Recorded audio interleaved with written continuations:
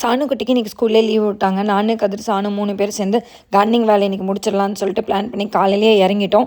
கதிர்கிட்ட சொன்னேன், கதிர் எங்கேயாவது போய் 2 மூட்டை மண் எடுத்துகிட்டு வந்து தாடா அப்படின்னு சொல்லியிருந்தோம். வாங்க நீ போகலான்னு சொல்லி சட்டத்தில் என்னையும் கூட்டிகிட்டு போயிட்டான்.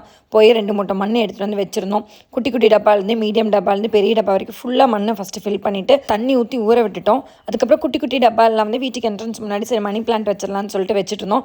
கதிரோட கைக்கும் சாணோட கைக்கும் உண்மையாலுமே அவ்வளோ நல்லா மணி பிளான்ட் வளருங்க. அதனால இவங்க 2 பேர்ட்ட சொல்ல தான் கொடுத்து வச்சுட்டு இருந்தேன். எனக்கு என்னென்னா ரொம்ப ஸ்ட்ரெஸ்லையோ இல்லை ரொம்ப ஒரு மாதிரி ஃப்ரஸ்ட்ரேஷனாக இருந்தேன் அப்படின்னா கார்டனிங் வேலை பண்ணும்போதோ இல்லை பெயிண்டிங் வேலை பண்ணும்போது என்னோட ரிலாக்ஸேஷன் என்ன அறியாமையே அது போயிடும். ஃபஸ்ட்டெல்லாம் பார்த்தீங்கன்னா ரொம்ப டென்ஷனாக இருந்தேன்னா பர்ச்சேஸ் போயிட்டுருப்பேன். அப்படியே போனால் எத்தனை நாள் பர்ச்சேஸ் போயிட்டே இருப்பேன் சொல்லுங்க. இப்போ எனக்கு இருக்க ஸ்ட்ரெஸ் தான் அதிகமாகிட்டே இருந்தது. டபுள் ஏது ஒரு கட்டத்துக்கு மேலே சரி வேலைக்கு ஆகான்னு சொல்லிட்டு பிடிச்ச வேலையை பண்ண ஆரம்பிக்கும் போது எனக்கு ஸ்ட்ரெஸ் ரிலீஃப் உண்மையாலுமே கம்மியாச்சு.